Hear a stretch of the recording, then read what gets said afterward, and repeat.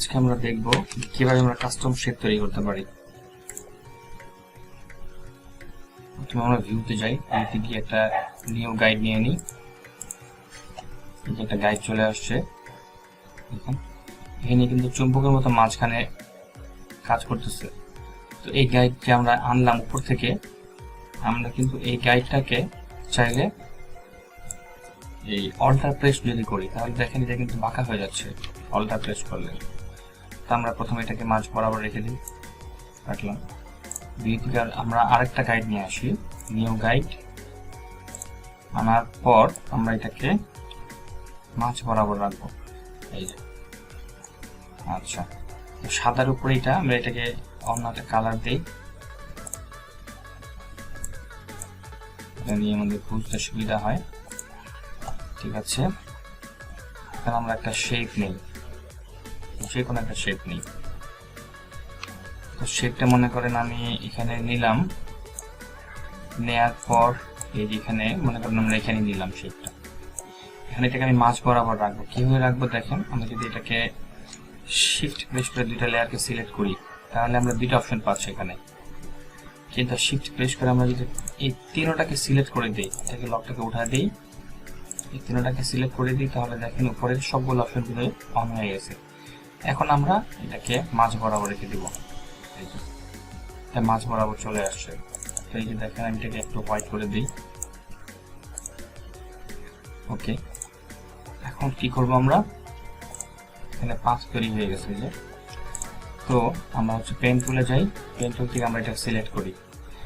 Select করার পর আমরা একটা শেপ তৈরি করব, কাস্টম শেপ। তো এটাকে করার পর আমরা এটাকে জাস্ট একটু বাঁকা করে দিই, আমরা মার্ক নেই, এটাকে আমরা একটু বাঁকা করে দিই। আচ্ছা, এখন মনে করেন যে আমি এই শেপটাকে আমি কি করব, আমাদের এই যেখানে যে কাস্টম শেপ আছে, আমরা যখন এখানে কাস্টম শেপে যাই তখন কিন্তু আমাদের এখানে অনেকগুলো শেপ আমরা এখানে পেয়ে যাই, বিভিন্ন শেপ আছে এখানে। আমরা এই শেপটা আমরা নিতে পারি, সবসময় জন্য আমরা ব্যবহার করতে পারি এই শেপটা। আমরা এরকম একটা শেপ আমরা এখানে নিব। তো এই শেপটা আমরা নিয়ে নিলাম, নেওয়ার পর কি করব, যখন এরকম শেপ আসবে এডিটে চলে যাব। এডিটে চলে যাওয়ার পরে হচ্ছে এখানে দেখেন ডিফাইন কাস্টম শেপ, এই অপশনটি পেয়ে যাব। এখানে কাস্টম শেপ এখানে পেলাম, পাওয়ার পর আমরা এখানে নিউ শেপ লিখে এখানে ওকে দিলাম। ওকে, তারপর আমরা এটাকে মনে করি ডিলিট করে দিলাম। নতুন একটা লেয়ার নিই, লেয়ার নেওয়ার পরে যদি আমরা এখানে যাই দেখবেন যে নতুন যে শেপটা আমরা দিয়েছিলাম কিছুক্ষণ আগে, শেপটা কিন্তু অলরেডি সেভ হয়ে গেছে। এখানে দেখুন অলরেডি এখানে সেভ হয়ে গেছে।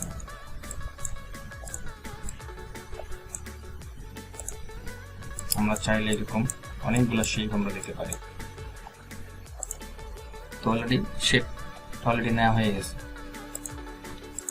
আচ্ছা, এখন মনে করেন আমি এখান থেকে একটা শেপ নিই, এখান থেকে একটা শেপ নেই, কথার কথা।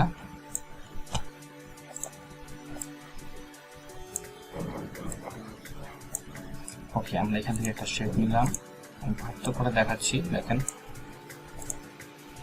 এখান থেকে আমি একটা শেপ নিলাম। শেপ নেওয়ার পর আমরা এডিটে যাই, দেখেন ডিফাইন কাস্টম শেপ, এটা কিন্তু হচ্ছে না। দেখেন খেয়াল করেন যে আমরা হচ্ছে কিছুক্ষণ আগে শেপ নেওয়ার জন্য আমরা কিন্তু এখানে ডিফাইন কাস্টম শেপ এই অপশনটা পেয়েছিলাম, কিন্তু এখানে পাচ্ছি না। কেন পাচ্ছি না? একটা কারণেই পাচ্ছি না, সেটা হচ্ছে আমার এখানে কিন্তু কোনো পাথ নাই। আর এখানে দেখেন এই যে পাথের অপশনটি কিন্তু অন করা নাই। এটিকে অন করতে চলে কি করবো, আমরা কন্ট্রোল এন্টার প্রেস করবো, এই যে মাস্কিং এর উপর প্রেস করার পর আমরা পাথে যাব। পাথে গিয়ে আমরা এখানে যখন এই যে অন হয়ে যাবে এটা, এই যে make work path from selection, এখানে প্রেস করব, তখন একটা পাথ তৈরি হলো। তৈরি হওয়ার পর আমরা কি করব, পেন টুলে যাব, পেন টুলে গিয়ে এখানে সিলেক্ট করব, রাইট বাটনে ক্লিক করব, তারপর হচ্ছে ডিফাইন কাস্টম শেপ।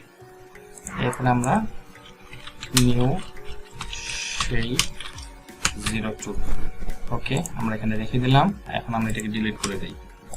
দেখেন আমরা লেয়ারটাকে ডিলিট করে দিলাম, কাস্টম শেপে যাই।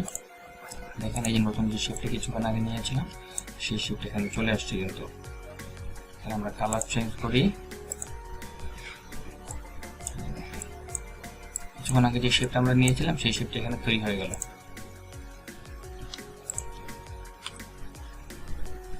আচ্ছা, এখন যদি আমরা মনে করেন ইন্টারনেট থেকে আমরা একটা শেপ ডাউনলোড করেছি, তো আমরা এখান থেকে দেখি কিভাবে শেপটা নিব।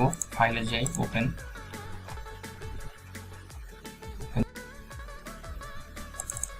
এখানে আমরা লকটা ছাড়িয়ে নেই। তারপর এখান থেকে আমরা এটাকে করি, কন্ট্রোল আইডি ইনভার্ট,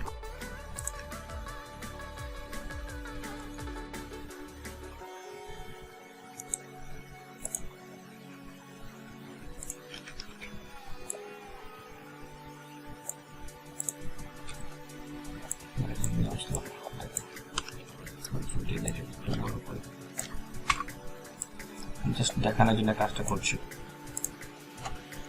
আমরা এটা ডিফাইন কাস্টম শেপ হচ্ছে না, পাথ তৈরি নাই, পাথ তৈরি করি,